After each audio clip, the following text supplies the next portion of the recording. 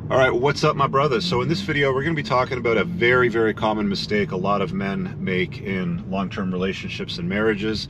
If anything, it's also one of the catalysts that ends often to the breakdown of a relationship or can often contribute to a divorce. This isn't just for guys in relationships.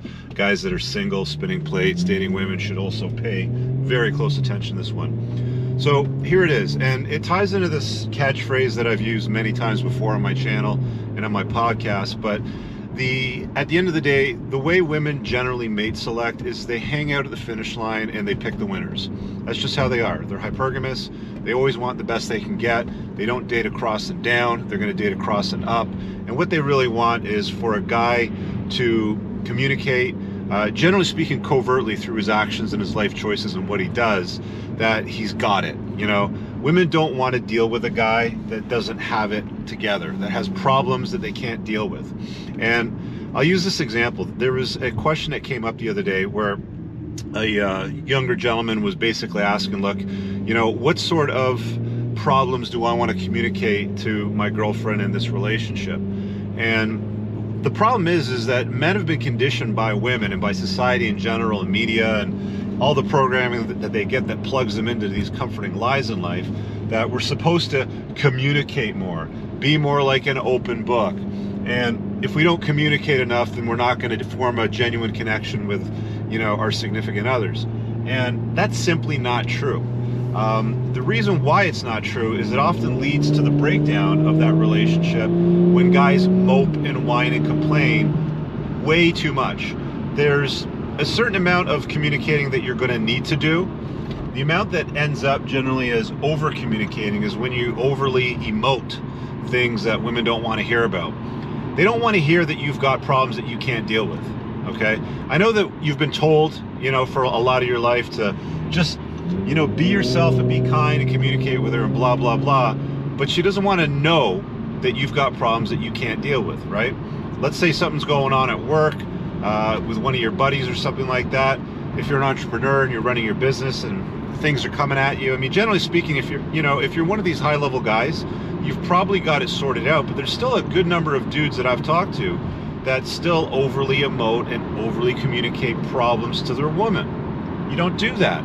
You should have a board of directors. You should have a group of guys that you can run things up a flagpole with. You should have a sober second thinker in your business, a brother, a good friend, somebody that's close with you that you can deal with your problems with and get some feedback on. She doesn't want to hear it. She really doesn't. She might tell you that she wants to hear it, but there's a big difference between what women say and what they do. And whenever there's a conflict with what they say and what they do, you got to believe what they do.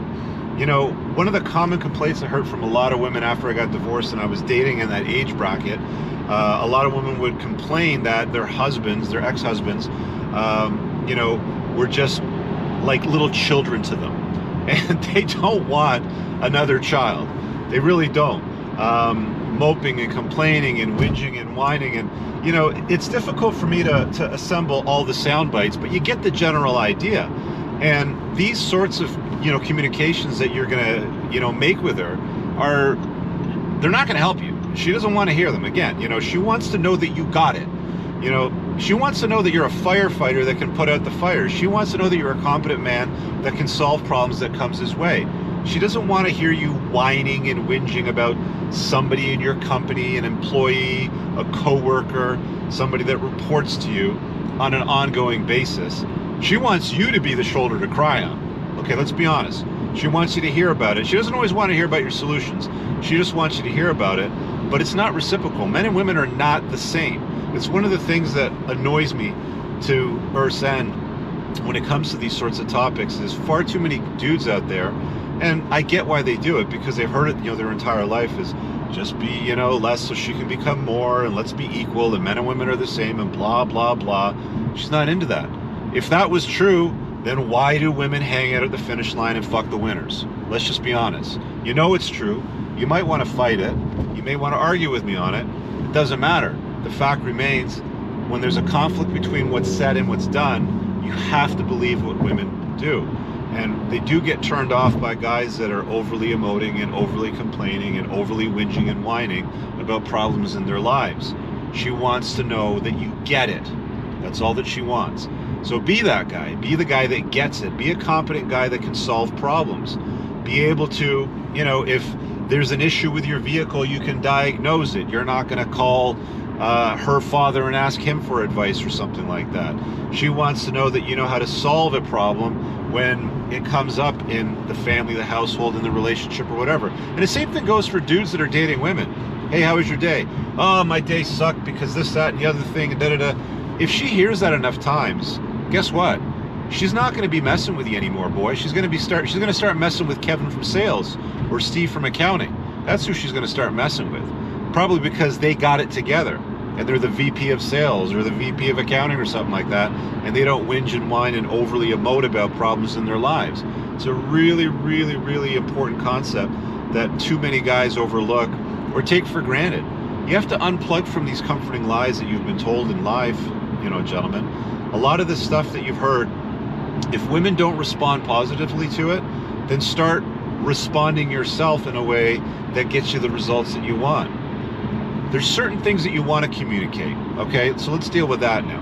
There's certain things that you have to communicate with a woman that you're in a relationship with, in a long-term relationship with, whatever, it doesn't matter. There's going to be a level of communication. But generally speaking, and I want you to, you know, think about it this way.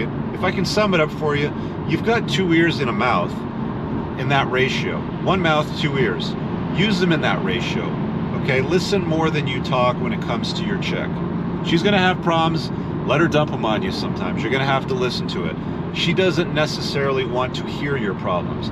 There's exceptions to the rule, of course. I mean, let's say you have a legal issue in your life and your girlfriend or your wife is a lawyer. Chop it up with her. You've got a medical issue in your family you need to solve. She's a medical professional. Chop it up with your wife, girlfriend, whoever she is. That's when it's appropriate. But she doesn't want to hear about your ongoing problems with, you know, the part-timer that shows up in HR and drives you nuts every day, or your boss, or a certain employee, or a vendor, or a customer. Save that for yourself. Save it for guys in your inner circle that you might deal with that are part of maybe a business forum, or your brother, or a good friend, or something like that.